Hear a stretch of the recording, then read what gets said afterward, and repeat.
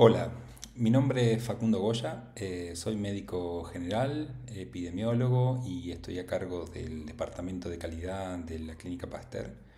Y hoy vamos a estar presentando el módulo 3 de Vigilancia Epidemiológica dentro del seminario de Introducción a la Epidemiología a la Medicina Basada en la Evidencia.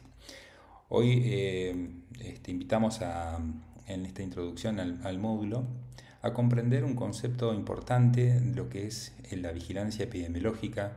Si bien hay una definición formal de la Organización Mundial de la Salud, me interesa que exploremos juntos un poco en qué implica ese concepto, qué alcance tiene, porque muchas veces se pasa muy por encima y creo que es una oportunidad como para explorarlo. Lo mismo tiene que ver con los términos que se usan dentro del vocabulario de lo que es la vigilancia epidemiológica y que a veces también se confunden como, a veces se aplican mal o a veces se usan como sinónimos, cosas que son diferentes.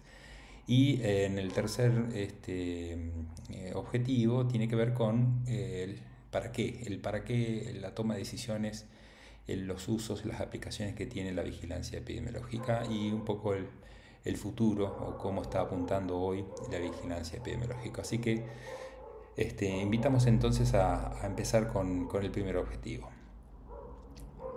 Cuando uno habla del concepto que la Organización Mundial de la Salud habla de que lo define como a la vigilancia epidemiológica como la recopilación de los datos de una manera sistemática, o sea, siempre del mismo modo y de forma continua o en forma ininterrumpida, para que luego esos datos sean analizados, sean interpretados dentro de ese contexto y sean difundidos a las personas que tienen que tomar esas decisiones para que puedan adoptar información que se ajuste a la realidad epidemiológica, medidas, digamos, todas las medidas que tengan que ser, medidas preventivas, medidas de control sanitario. Ese concepto que de algún modo es teórico, quisiera un poco más profundizarlo. Cuando hablamos de vigilancia epidemiológica, muchas veces la primera reacción que encuentro es esta imagen central, ¿no? Como si fuera la reacción de colegas o del público general entiende que la vigilancia epidemiológica lo que hace es un sistema, lo piensa como un sistema administrativo, básicamente, que hay que completar planillas, hay que completar fichas, notificar casos para generar estadísticas, gráficos o algún indicador y que eso se usa para un informe o para algún boletín. Eso en realidad es una visión parcial y a veces un poco injusta porque realmente lo que significa la vigilancia epidemiológica va más allá. Esa información, y esto de lo que acabamos de decir, es real, sirve para generar información, pero hay un eslogan, una definición muy simple, en el cual creo que sirve como para recordarla. La vigilancia epidemiológica es información para la acción. Y claramente, si esa información no está atado a una medida, a una actividad, a una acción, para modificar eso que estamos mirando, que estamos vigilando, no tiene sentido. Digamos, pierde la razón de ser, la esencia de lo que es la vigilancia epidemiológica. Entonces, la vigilancia básicamente sirve para reasignar recursos, para, digamos, tanto la distribución. Supongamos, por ejemplo, una situación que hemos vivido en la pandemia. ¿Para qué sirvió la vigilancia epidemiológica en la pandemia? Bueno, sirvió para, si bien lo detectamos y ya en China a fines de 2019 y enero del 2020 ya se había detectado un nuevo virus y cómo estaba generando un agrupamiento de casos de neumonía que era eh, totalmente inusitada la gravedad, que generaba muerte incluso en personas que no tenían factores de riesgo, y comenzaron a hacer investigaciones, bloqueos, incluso China de algún modo, digamos, la Organización Mundial de la Salud dio una alerta y vimos cómo ese avance iba ocurriendo y cómo a través de lo que es la vigilancia epidemiológica de laboratorio, lo que se llama, pude identificar a través de la secuenciación genómica de qué virus estábamos hablando, que no era realmente ese virus, el SARS-CoV-2, era un nuevo virus. eh, y que tenía algunas características, y vimos incluso después, a pesar, digamos, iba pasando los meses y cómo iba mutando, y también nosotros íbamos viendo esas mutaciones también a quienes iba a estar afectando, si afectaba más a alguna población. Entonces nos permite identificar quiénes son los grupos de riesgo. Bueno, en el caso de la pandemia éramos todos inicialmente, porque todos éramos susceptibles, ninguno de nosotros teníamos defensa, por lo tanto era total, aunque obviamente quienes tenían más comorbilidades tenían a veces un desenlace o un factor de riesgo adicional, y la probabilidad de letalidad era más alta. Las áreas vulnerables también se pudo reasignar recursos, redistribuir, había que hacer frente a esa reorganización de personal, más disponibilidad de oxígenos, de equipos, de medicamentos, hubo que reorganizar todo lo que eran los circuitos de guardias, de internación, las unidades de aislamientos, los IPP. También significó en ese momento algunos cambios de estrategias sanitarias, ¿no? En ese momento fue la carrera, y como por primera vez en la historia se identificó rápidamente un virus y se generó una vacuna nueva, que también tenías esa duda si era la eficacia, qué eficacia tenía, si era para la eficacia primaria, era para evitar la enfermedad, cosa que no, sino lo que hacía en casi todas las líneas en las plataformas eran evitar las formas graves y reducir la internación y la muerte por COVID. También los testeos, empezaron a desarrollarse testeos nuevos, y veíamos, primero eran PCR y después eran los test rápidos, y como eso también facilitó. Hubo una confusión inicial en cómo era la transmisión, si era más de contacto, si era más de aerosol, y todo, y lo mismo la importancia de lo que era como estrategia, los protocolos clínicos, la revisión de esos protocolos, las guías de atención, la importancia de hacer un testeo rápido, hacer testeos rápidos, hacer aislamiento, hacer seguimiento a través del oxímetro de pulso para ver la hipoxemia, y si los cuidados domiciliarios, cuándo debía consultarse y cuándo no. Sirvió para organizar, y si esa vigilancia hubiese sido más difícil todavía, si bien la implementación en cada lugar, en cada localidad, provincia fue muy diferente. Esa vigilancia, con todos sus aciertos y errores, permitió a que generaba datos, generaba información, y permitía decidir dónde, cuándo y cómo actuar en cada escenario epidemiológico que estábamos. Eso fue importante, y así también lo es, dije, la pandemia, por poner una situación en la cual es fácilmente entendible porque es reciente y por la severidad y la magnitud que tuvo, ¿no? Pero entonces, para resumir, cuando lo que hablamos y decimos que vigilancia epidemiológica, entonces la vigilancia no es solamente la generación de datos, ¿no? Implica esa generación de datos, es tomar acción, ¿no? Decidir lo que decíamos recién: dónde, cuándo, cómo actuar, cómo reasignar recursos, cómo priorizar, qué cambio de estrategias sanitarias hay que utilizar, e ir incluso midiendo si esas estrategias con el paso del tiempo resultan efectivas, o es necesario volver a ajustarlas, ¿no? Eso es en sí la vigilancia epidemiológica. Pero ahora preguntemos entonces el sistema de vigilancia argentino, ¿por qué hay que notificar? Recién nosotros decíamos que la vigilancia epidemiológica es clave porque permite tomar decisiones, orientar acciones, evaluar intervenciones, pero para que eso ocurra el sistema tiene que ser de calidad, tiene que ser confiable, tiene que ser sensible y sobre todo oportuno, tiene que estar esa información a tiempo. Y esa calidad de esa información, de ese sistema de vigilancia, no solo depende del nivel central o del que procesan los datos, sino de todos los que formamos parte de ese sistema, desde quien atiende un caso en un consultorio, en una guardia, en un hospital, en una clínica, hasta el nivel provincial que los vas consolidando o hasta el nivel nacional que hace la última consolidación a nivel país de todas las provincias. Entonces, la vigilancia es importante por esto y es una responsabilidad colectiva.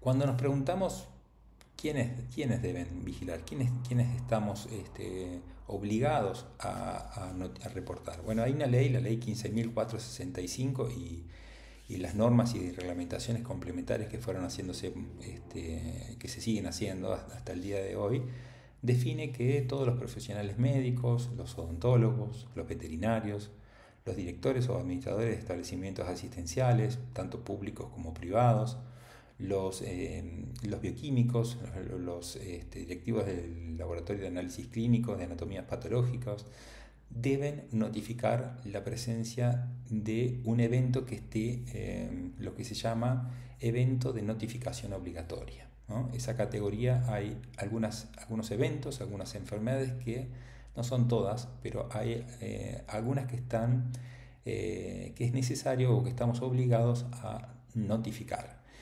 Y acá hablo de la palabra notificar. Notificar o reportar sería la manera adecuada de decir. Por ahí ha quedado a veces en el lenguaje la palabra de denunciar. La denuncia significa, digamos, la exposición y no tiene que ver con una cuestión, una implicancia judicial sino que es el informe médico de una situación que el profesional está detectando por estar atendiendo a un paciente en particular que reúne determinados criterios que hacen que sea obligatorio su reporte. Ahora, ¿cuándo tenemos que reportarlo? Bueno, en realidad hay distintas modalidades de notificación. Digamos, las que son para hacerlo más simple, ¿no? Las enfermedades que son más frecuentes, como podríamos decir diarreas, las gripes, las bronquiolitis, ese tipo de enfermedades, simplemente el médico no tiene que hacer, o los profesionales que están obligados, simplemente poniendo el diagnóstico en la atención, los sistemas toman ese diagnóstico y simplemente saca como dato agrupado cuántas diarreas en ese establecimiento se produjeron, o cuántas gripes, o cuántas neumonías, o cuántos accidentes laborales, o accidentes de tránsito, o del hogar. Bueno, hay un montón de eventos, pero esos son agrupados. Y después tenemos otra categoría que tiene que ver con el reporte inmediato o dentro de las 24 horas. Y en esos casos son eventos que tienen una implicancia sanitaria en el cual no se puede esperar una semana como en los anteriores ejemplos, sino que hay que tomar una acción concreta, por eso hay que reportarlo de manera inmediata.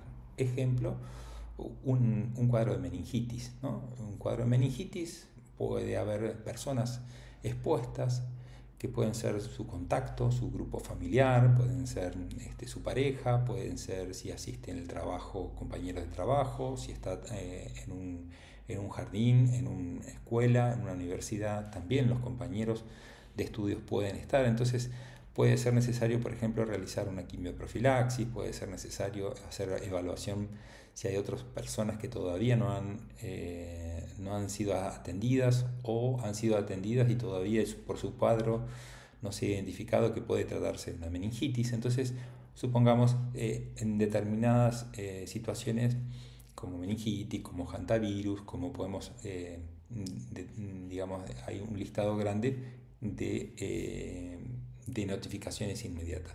Y en esos nos interesa y digamos el sistema nos pide que no solamente en cantidad, digamos, de cuántos, como decíamos, de las diarreas, cuántos casos de diarrea se produjeron en la semana, se atendieron en esta semana. Acá nos van a preguntar datos que son individuales, o sea, tenemos que identificar al paciente con nombre y apellido, con sexo y con un montón de otros datos que luego vamos a hablar. Hay un listado de eventos, son más de 150 en total, de categorías, y acá lo tenemos mencionado, pero más adelante lo vamos a explicar un poquito más en detalle. Pero básicamente el primer situación que tenemos que recordar es que estamos nosotros obligados ética y legalmente a reportar o a notificar si el paciente que estamos asistiendo está dentro de los criterios de un evento notificable. ¿Cómo vamos a hacerlo? Bueno, ahí no es la intención en este momento, digamos, hablar sobre esta norma, pero se los presento. Esta es la última norma del Sistema de Vigilancia Epidemiológico de Argentina del año 2022. Tiene 14 capítulos y básicamente es un resumen de todos los eventos que se reportan. Se los menciono brevemente como para que ustedes después lo pueden acceder a ese manual. Pero en el capítulo 1, donde hablamos de enfermedades de transmisión materno-infantil y pesquisa neonatal, estamos hablando de que se debe reportar, por ejemplo, la sífilis, la toxoplasmosis, el VIH o hepatitis B en las embarazadas y en recién nacidos. Y también no solamente a una sífilis congénita o un bebé que nace con VIH, sino también a los quienes están expuestos y que hay que hacerle el seguimiento, ¿no? O sea, por sífilis, por VIH, por hepatitis B. En el otro capítulo, por ejemplo, enfermedades prevenibles por vacunas. Bueno, todas las enfermedades que previenen: coqueluche, difteria, sarampión, rubiola, poliomielitis, tétanos, varicela, meningitis por Haemophilus influenza, o por sarampión o por neumococo. Tenemos las enfermedades transmitidas por vectores. En este se agrupan todas las enfermedades como Chagas, tanto agudo como crónico, porque recuerden que ahora el Chagas crónico también es tratable. Dengue, Zika, chikungunya, fiebre amarilla, paludismo, o sea, transmitido por algún vector, ya sea por mosquitos, ya sea por vinchucas o por un vector que hace que sea la transmisión de la enfermedad. También se agrupa en el capítulo 4 lo que son enfermedades transmitidas por alimentos, agua o la ruta fecal oral. Ahí que incluye, bueno, un montón de enfermedades. Entre las más comunes podemos mencionar a las diarreas, al síndrome urémico hemolítico, a los brotes a las ETA, que serían las enfermedades de transmisión alimentaria, digamos, un brote alimentario, botulismo, cólera. Dentro de los capítulos de enfermedades zoonóticas animales está la rabia animal, ya sea tanto en murciélagos como puede ser en perros o en otro animal, digamos, silvestre, la leptospirosis canina o la clamidiasis aviar. En el capítulo de las enfermedades zoonóticas humanas, bueno, ahí puede haber también, es amplio, pero puede haber lo que son mordeduras de araña, pues ya sea por Lactrodectus, por Loxoceles, alacrán, los fidismos, ya sea por yarará, cascabel, coral, pero también, digamos, la zoonosis puede ser, por ejemplo, cuando una persona es mordida o tiene un incidente con un animal y que es un accidente potencialmente rábico, le llamamos, o en nuestra zona, ya ahora cada vez menos, pero hay todavía casos de hidatidosis, o en la zona sur, sobre todo, de hantavirosis, o las transmitidas por las aves citácidas, digamos, por lo que son loros, cotorras, y que son la citacosis. Bueno, después tenemos en las hepatitis virales, bueno, todas las hepatitis de la A a la E. Las infecciones de transmisión sexual en el capítulo 7, perdón, 8. Ahí tenemos, bueno, hablamos el HIV en la población general, la sífilis en cualquier edad, y lo que sean, se vigila también los que son secreciones purulentas, secreción genital purulenta en los varones. Eso también como un indicador de infección de transmisión sexual. Después, las que son las enfermedades respiratorias agudas, las más comunes, estamos hablando de neumonía, de las gripes, o las enfermedades tipo influenza, COVID, bronquiolitis, legionelosis, bueno, hay varias. Micosis, distintos tipos de micosis, aspergilosis, infecciones por cándida, histoplasmosis, tuberculosis, lepra, intoxicaciones por distintos agentes que pueden ser hidrocarburos, plomo, plaguicidas, demás, o algo más frecuente de intoxicación, que es, por ejemplo, en todos los inviernos, que ocurre con la intoxicación por monóxido de carbono. En el capítulo 13 hablan sobre todo lo que es lesiones. Lesiones son lesiones en el hogar, lesiones en la vía pública, los accidentes o incidentes de tránsito, las lesiones de lo que es salud mental son los intentos de suicidio o suicidios, básicamente. Y en el capítulo 14 otros eventos básicamente son algún otro brote que también uno a veces suele ser bastante abierto, sobre todo que permite el reporte de algo que sea nuevo, digamos, que no está comprendido dentro del resto de los capítulos. Bueno, la idea no era aburrirlos con esta parte, pero sí que ustedes vean y tómense el tiempo si quieren, pero hay una cantidad de eventos que están agrupados de esta manera. Pero esos eventos que estamos hablando recién, ¿cómo se reportan o cómo se hace? Bueno, en la Argentina contamos con, ustedes lo habrán escuchado, el Sistema Integrado de Información Sanitaria Argentino, el SISA, que es, digamos, una herramienta digital. Dentro del SISA está el módulo de SNDS 2.0, que es el que nos permite, digamos, notificar en tiempo real. Cada hospital, cada centro de salud, cada clínica puede tener como un nodo y puede estar reportando los eventos que se producen en ese establecimiento, y lo tenemos de una manera online.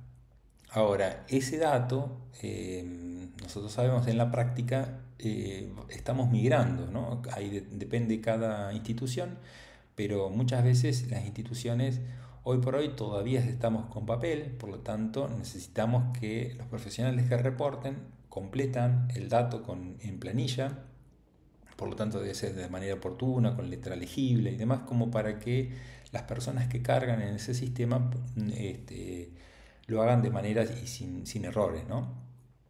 Ahora, sería importante, digamos, ese sistema que antes, les comento, antes era cada hospital tenía que mandar a un lugar, supongamos, si estaba en el interior, lo mandaba hacia una ciudad cabecera de la zona, y luego de esa zona se mandaba a la capital provincial. En la capital provincial se consolidaban todos esos datos, si había errores o dudas se volvía a revisar o se llamaba al hospital. Eso generaba un retraso terrible. Hoy cada lugar puede cargar, con lo cual, digamos, se ganaron muchísimos tiempos, las correcciones también se depuran mucho más rápidos, pero tenemos algunas todavía fallas de que necesitamos que en los puntos de atención todavía todo eso es con papel, digamos, ya va a llegar a la manera que en la medida que el profesional escriba ya tome ese dato y se reporte de una manera más ágil. Todavía no estamos en ese estado.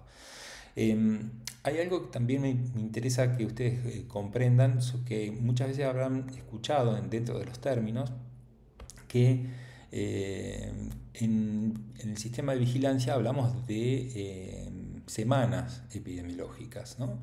¿Esto qué significa? Bueno, para nosotros, para los epidemiólogos, digamos, hay una estandarización, usamos como unidad de tiempo básica de vigilancia la semana epidemiológica, o sea, al año se dividen en semanas, habitualmente son 52 semanas que tiene el año, y esto está estandarizado a nivel mundial, por lo tanto nos permite comparar no solamente entre nosotros o entre las provincias, sino también con otros países.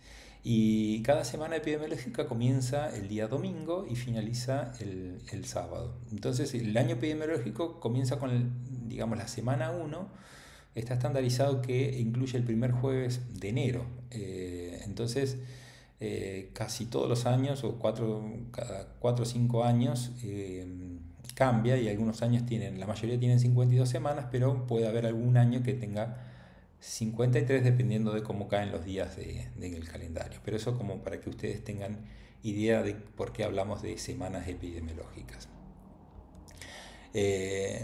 Acá cada provincia, en vez de tener ese manual que le hablaba recién yo de 13 capítulos con 500 páginas, lo que suelen hacer son un listado resumido de, por ejemplo, acá tenemos un ejemplo de cómo agrupa de una manera para que, digamos, nuestros colegas puedan rápidamente identificar o recordar si tiene que reportar o si tiene que completar alguna ficha. Las fichas, que son las que estamos viendo por ejemplo acá, tomé al azar dos, pero podemos ver por ejemplo la enfermedad triquinosis, por ejemplo, es una enfermedad alimentaria, se produce por un parásito que el consumo por ejemplo de chacinado es lo más común. ¿Y por qué es de notificación inmediata? Recuerdan que decíamos semanal o inmediata. Bueno, esto es de inmediata. ¿Por qué? Porque requiere de acciones concretas, básicamente. Si nosotros estamos detectando una persona que está en el cual sospechamos triquinosis, ese alimento generalmente hay más personas expuestas, ¿no? No solamente la familia. Muchas veces tenemos experiencia de investigaciones epidemiológicas donde se han detectado cadenas y grandes, a veces tenemos suerte y simplemente son una producción pequeña y donde se regala o tiene un alcance de producción muy escasa y son pocas personas o pocas familias las afectadas. Y en otras veces se arma realmente toda una exposición grande, sobre todo si llega a un producto que es comercializado eh, y que a veces alcanza a más de una provincia, ¿no? Entonces interesa no solamente saber, digamos, los datos de la persona, los datos clínicos, los datos también importan clínicos y también los epidemiológicos y los de laboratorio para saber si está confirmado o no está confirmado, qué es lo que comió, o sea, qué tipo, qué es de una marca en particular, quién es la persona o de dónde lo compró o quién se lo regaló, como para poder empezar a investigar la cadena hacia atrás para ver la exposición, la fuente de exposición donde puede estar ubicado. Y por ejemplo tenemos en el otro ejemplo una ficha de notificación de lo que es en VIH en la población general, donde están codificada y donde van a pedir determinados datos también, datos qué factores de riesgo tiene, bueno, un poco la presentación clínica, los marcadores que tiene, incluso algunos datos de laboratorio. Bueno, eso, cada ficha que son de reporte inmediato y individual suele tener más o menos las mismas estructuras, ¿no? Datos identificatorios, datos clínicos, datos de laboratorio, datos epidemiológicos en líneas generales. Esta es la planilla que a veces los hospitales hoy todavía se ve de que toman, por ejemplo, la semana anterior, decíamos que la semana epidemiológica empezaba el domingo y termina el sábado, entonces toman la semana anterior y ven todas los, por ejemplo, las, las enfermedades, por ejemplo, varicelas o las diarreas que se atendieron en todo el establecimiento. Todos los consultorios, toda la guardia. Acá no interesa el nombre de las personas, no interesa el sexo, simplemente los van agrupando, por ejemplo, por distintos, en grupos etarios, como para saber Por ejemplo, las diarreas sí está afectando más en un grupo etario con respecto a otro, ¿no? Y así lo mismo con las gripes y así con otros eventos. Eh, Acá les muestro, por ejemplo, esto es de la página oficial del Ministerio de Salud de la Nación, donde están, se los recomiendo, donde pueden acceder si ustedes están interesados en un evento en particular, en saber cómo está, cuál es la situación epidemiológica. Exploren, miren los boletines, miren las circulares, las comunicaciones, las alertas que están en Nación, y también las provincias suelen también tener su equivalente. Por ejemplo, la provincia de Neuquén tiene una página donde están las fichas y donde también, como lo ven ahí abajo, y también tiene un boletín epidemiológico. En el caso de la provincia de Neuquén lo hace de manera mensual. Bueno, hasta acá un poco lo que hemos hablado del primer objetivo de aprendizaje, con un poco más de alcance, pero entendiendo en líneas generales lo que implica la vigilancia epidemiológica. Vamos con lo que es los términos comunes o los términos que de alguna manera a veces se confunden, se aplican de una manera tal vez no tan adecuada. Entonces lo vamos a hacer de una manera muy simple, como para que a ustedes, y práctica para que ustedes les pueda ser de utilidad. Cuando nosotros hablamos de términos como endemia, clúster, brote, epidemia, pandemia, piensen, ¿tienen claro la diferencia? Bueno, yo creo que sí, pero lo vamos a repasar. La endemia tiene que ver con la ocurrencia habitual de una enfermedad, y que sabemos por la vigilancia epidemiológica de, por ejemplo,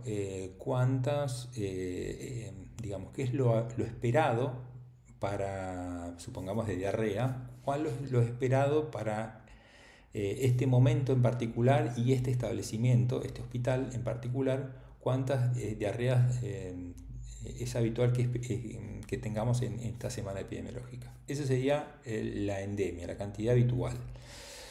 El clúster o conglomerado es un agrupamiento de casos que detectamos de una enfermedad, de un evento, pero que pueden o no superar la cantidad, digamos, puede ser en exceso o no. Suele ser bastante común, por ejemplo, cuando estamos hablando de casos que están dentro de una familia, un agrupamiento de casos. Lo veíamos al principio, se recuerdan de la pandemia, que teníamos un brote dentro de una familia, se lo hacía en un aislamiento o en un trabajo. O por ejemplo, para hacer algo diferente, es muy típico encontrar varicela, por ejemplo, en un jardín. Entonces encontramos un agrupamiento de casos que tal vez no sean muchos, pero estamos viendo que a partir de un caso empieza a hacerse una cadena en sus compañeros de ese colegio, ¿no? O de ese aula. Brote es un concepto que a veces se confunde mucho, sobre todo con epidemia. Brote es un aumento de los casos, tenemos más allá de lo esperado, pero está muy circunscripto a un lugar, ¿no? O sea, puede ser en un barrio, puede ser incluso en una zona, o puede ser un brote limitado, por ejemplo, a veces tiene que ver con un espacio. A veces puede ser, por ejemplo, por ocupación, ¿no? Puede ser de pronto que sea en una fábrica, puede ser que tenemos un brote en un grupo etario. Bueno, sin embargo, epidemia, hablamos también, hay un aumento de casos mayor a los esperados, pero que está disperso en la comunidad. No lo podemos contabilizar en total, no podemos establecer las cadenas, ya hay transmisión comunitaria, y eso, cuando hablamos de epidemia, puede ser, digamos, una epidemia en una región, en una provincia, o a nivel país, o incluso mucho más, en toda una región de varios países. Ahora, cuando esa región de varios países afecta a múltiples continentes, estamos hablando de pandemia, ¿no? Que fue, por ejemplo, el caso del COVID. Bien, vamos con ejemplos prácticos de estos. Por ejemplo, cuando decimos nosotros, recién hablábamos de lo que interpretábamos como esto que ven en el gráfico, es un corredor endémico o canal endémico, donde tenemos cuatro franjas para que ustedes vean. En la parte sombreado verde sería que son los casos, y la curva esta que tenemos en negro serían los casos que estamos detectando en la semana epidemiológica. Por ejemplo, acá estamos hablando, en esta semana epidemiológica que alcanza, se ubica sobre la zona verde, que sería, zona verde habla de que estamos incluso por debajo, un poquito por debajo de lo habitual. En el color naranja estaríamos dentro de lo habitual, en el rojo estamos un poco por encima de lo habitual, pero sin ser brote, y ya por encima de lo rojo, por ejemplo, ahí en este caso estaríamos ya en una situación de casos de diarreas que están por encima de lo esperado. Esto tiene una metodología, normalmente se compara el año actual con un periodo comparado, generalmente se toma 5 a 7 años atrás, como para saber, para poder detectar si los casos que hoy estamos registrando comparado con lo esperado, es el esperado, estamos hablando de 5 o 7 años para atrás. Y acá otra tabla que utiliza mediana, pero que también lo termina definiendo la diferencia en porcentajes. Si está en verde significa que estamos por debajo, hay menos casos que el periodo anterior.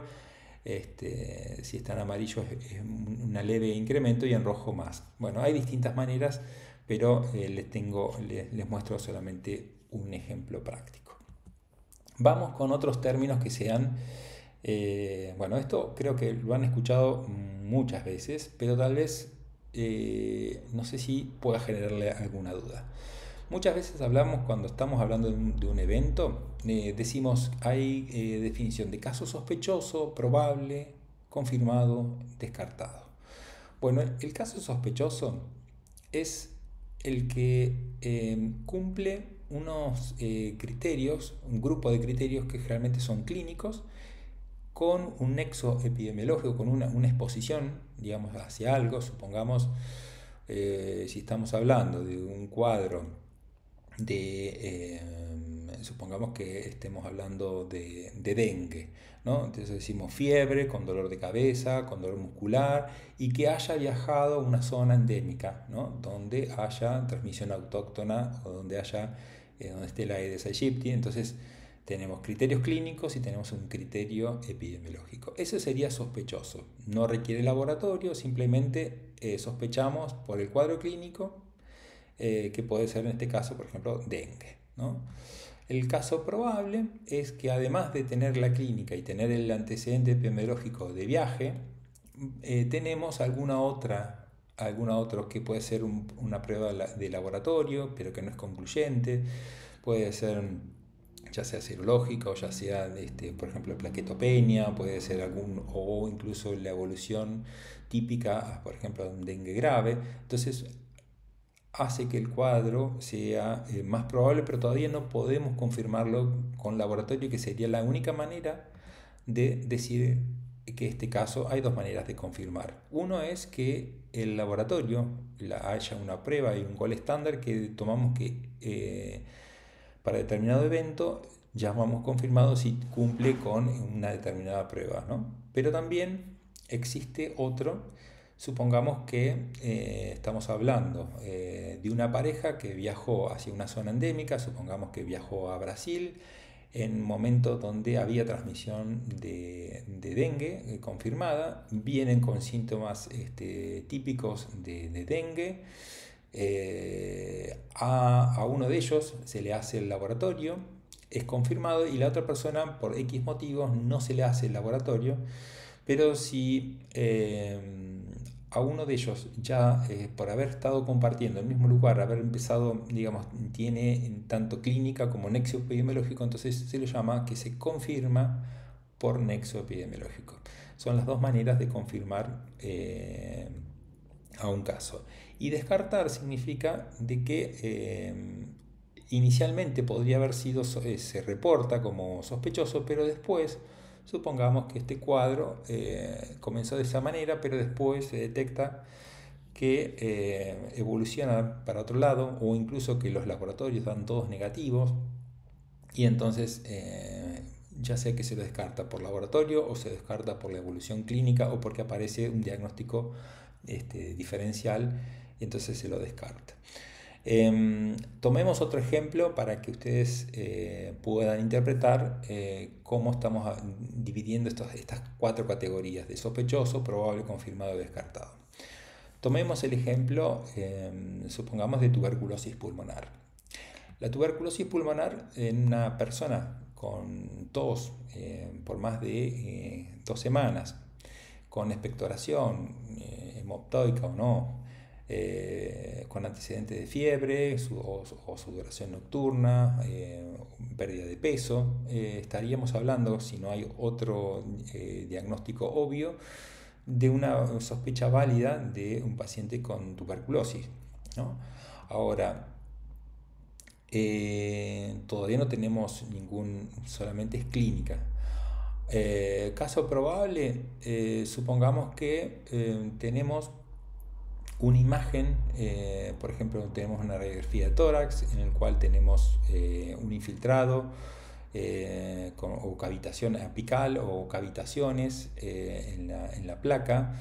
Eso, por ejemplo, puede hacer sospechar de que o tiene un factor de riesgo importante, como puede ser un paciente HIV o paciente que está privado de la libertad en una prisión, por ejemplo, que tiene...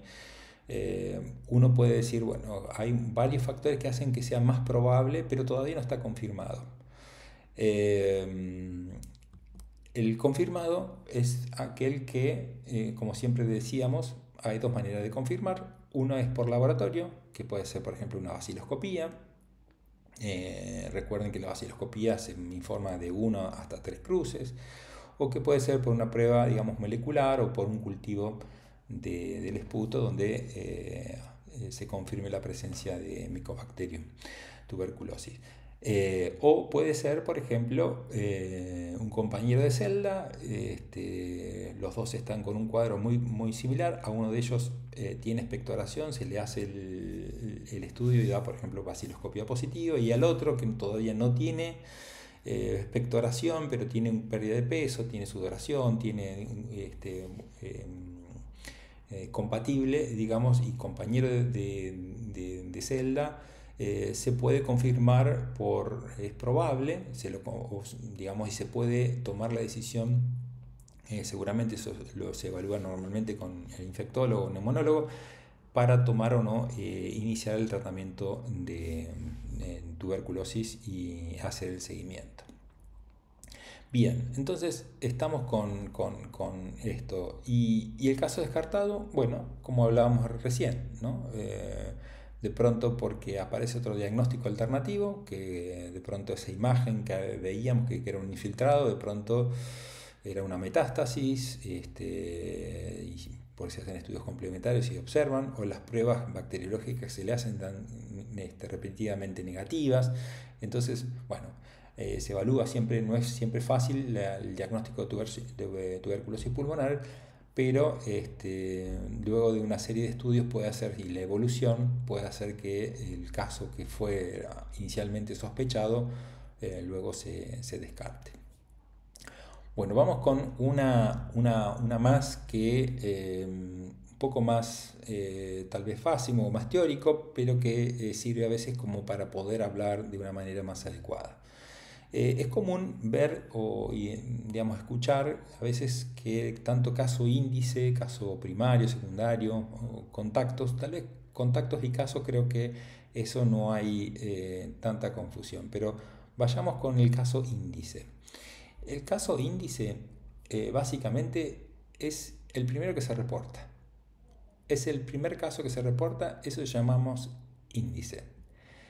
Y el primario tiene que ver con el primer caso que originó un conglomerado, un brote, ¿no? Supongamos, si estábamos hablando antes en un jardín que se había generado un brote de varicela, supongamos de 7 niños están con cuadro varicela, el primero que se reporta es el índice.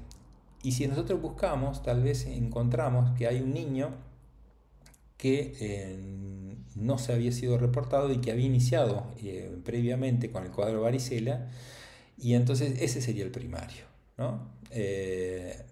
¿Y cuáles serían secundarios? Son los casos posteriores al primario. Entonces, si hablábamos de 7, bueno, el primero que comenzó sería el primario y los otros 6 serían toda la cadena de ese conglomerado de casos que están asociados epidemiológicamente con nexo con este primario. Y los contactos básicamente son personas que son sanas, que no están enfermas, pero que depende del evento, de la enfermedad que estamos hablando, que han sido expuestas. Y hay que ver si es una enfermedad contagiosa. Estamos viendo de cuáles, en líneas generales, se divide en 3 categorías los contactos. Los contactos estrechos o íntimos son los que tienen mayor riesgo, alto riesgo de enfermar. Frecuentes sería aquellos que los tiempos y de que ella llama estrecho o frecuente u ocasional va a depender siempre de el evento que estemos analizando, ¿no?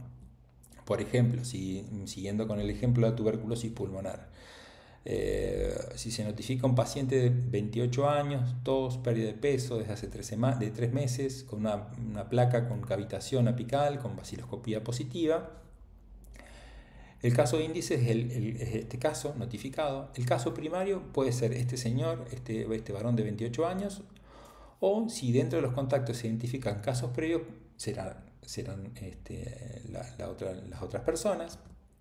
Casos secundarios serán, si por ejemplo en tuberculosis se llama contactos estrechos, aquellos que pasan habitualmente 6 horas diarias desde el momento que la persona está con síntomas. Esos 6 horas que están pasando son los que tienen mayor riesgo, que habitualmente son los convivientes, pero también pueden ser algún compañero, por ejemplo, de trabajo, que supongamos que viaja en la camioneta y están muchas horas juntos, o en una oficina pequeña donde pasan 6-8 horas en el mismo ámbito, o puede ser la pareja. Bueno, entonces ellos son los que tienen, serían contactos estrechos, y se les hace seguimiento, y si durante el periodo de seguimiento aparece la sintomatología, serían casos secundarios de este señor de 28 años, ¿no? Eso es un poco, entonces, como decíamos, los contactos tienen que ver con a veces convivientes, pero no necesariamente convivientes. A veces hay contactos estrechos no convivientes y otros frecuentes o contactos ocasionales. Lo que me gustaría a mí hablar un poco, esto como para finalizar, digamos, la parte de concepto. Creo que con esta parte hicimos un buen pantallazo. No quiero ser, obviamente que no es total completo, pero sí, al menos las cosas más básicas hemos podido explorar. Entonces vamos a lo que es impacto, para cerrar, lo que es el impacto que genera la vigilancia a nivel, digamos, individual. Nosotros, o sea, a través de la vigilancia epidemiológica, nos brinda como profesionales de la salud, nos ayuda por un lado a certificar la sospecha, digamos, a acceder a diagnósticos. A veces completamos una planilla o una ficha y eso nos permite diferenciar y acceder a una red de laboratorios, incluso a nivel nacional, y poder determinar si, ejemplo, si este paciente que consulta y que sospechamos que es hantavirus, si es o no es hantavirus. Nos permite también a nivel individual acceder a veces a medicación completa. Por ejemplo, en tuberculosis, ya sea que sea público o privado, va a requerir la obra social el reporte, y si es público también se va a cargar la ficha, y a partir de ahí se inicia el tratamiento antibiótico. pero también nos ayuda como en lo individual porque vamos aprendiendo. Ustedes recuerdan desde COVID cómo los protocolos iban cambiando y entonces en la asistencia, la vigilancia también en la parte individual nos ayuda mucho tanto en el manejo, en los aislamientos, en el manejo del diagnóstico, en el manejo del tratamiento.